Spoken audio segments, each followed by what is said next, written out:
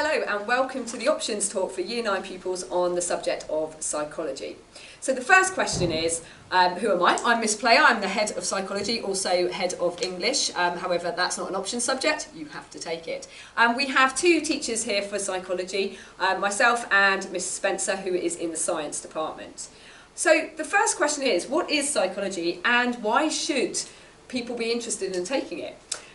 I've put here a couple of questions on the board that we attempt to answer during our classes. So things like, what happens when somebody collapses on a bus? Would you go to help them? Does it matter who they are, what gender they are, what age they are? How would you react if a spider fell on your head? What would you do if the person you fancied, you saw their eyes dilate? Would that mean that they like you too? These are different questions that we do attempt to answer over the 2 years of the course.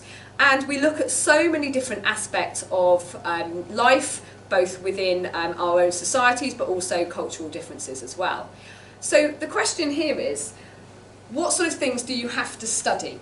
Okay, so there is a lot of subject content in psychology.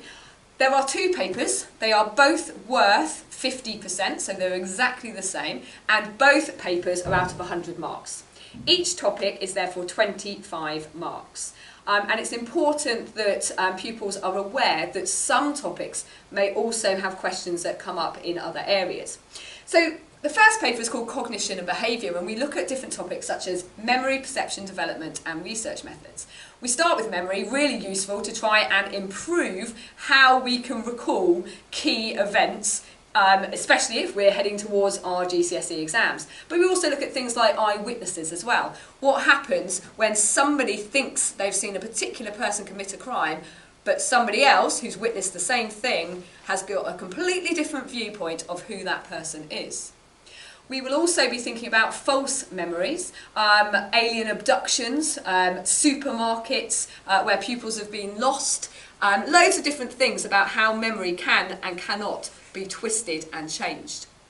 We will also look at perception, where we think about things like visual illusions, what happens when two people see the same visual illusion, but one perhaps sees a very old lady and the other sees a young woman. What's happening? Why do different brains react in different ways? Then we will look at development, which is a topic that thinks about how babies through to teenagers actually develop over time, and how it is that some people have things like a fixed mindset versus a growth mindset when it comes to education. Finally, on this paper, we look at research methods. The pupils will hopefully get the opportunity to create their own experiment, run that experiment, and then use all the information they've gained from that in order to answer lots of questions to do with maths and to do with science, but also have the ability to evaluate their own work. We find this is the best way to teach research methods, which is absolutely vital for all areas of psychology. So that's paper 1. Paper 2 is about social context and behaviour. We start with social influence. Social influence is a topic which most pupils really enjoy.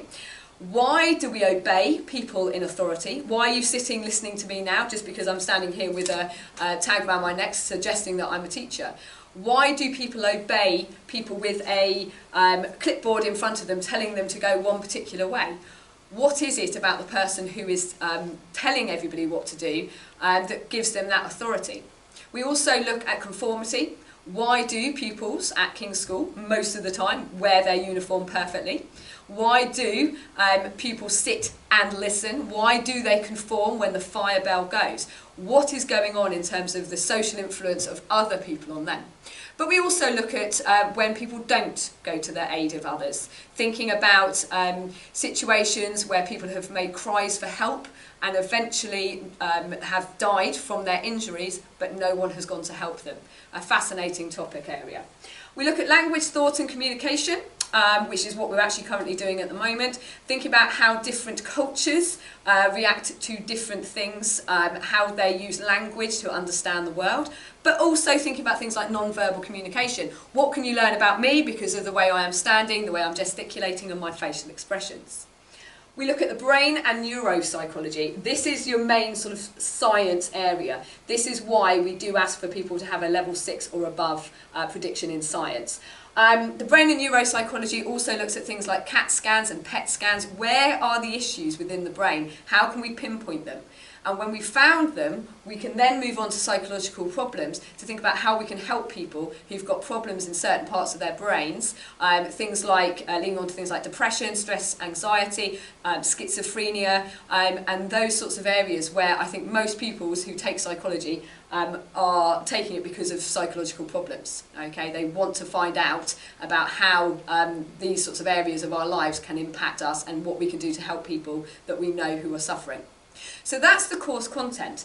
But of course, need to think about why take GCSE psychology. There's so many options, subjects, why this particular one? I would say, yes, it is a tough subject. There's a lot to learn. Having said that, if you're interested in going into something like the police, law, medicine or teaching, this subject will give you a wide cross-section of skills to use. There's a lot of evaluation, a lot of class discussion and thinking about the wider world as well.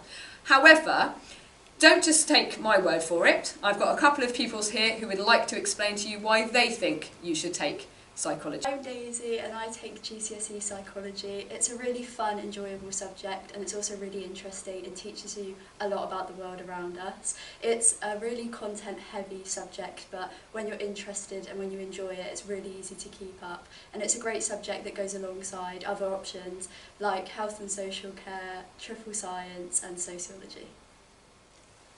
Hi, I'm Charlie, and in psychology you have the opportunity to learn a vast number of things about the brain, the world and the people in it. For those of you who may be worried about the potential amount of written work that comes along with psychology, don't, because there are many different ways that the teachers help us to learn and digest the information in a wider context such as everyday life. Thank you very much for watching our little video today. If you've got any more questions about psychology, please come and speak to me or send me an email. And if you are worried about the course content or want to know information from the pupils themselves, again, they were always willing to have a chat with you and talk you through the course. Thank you.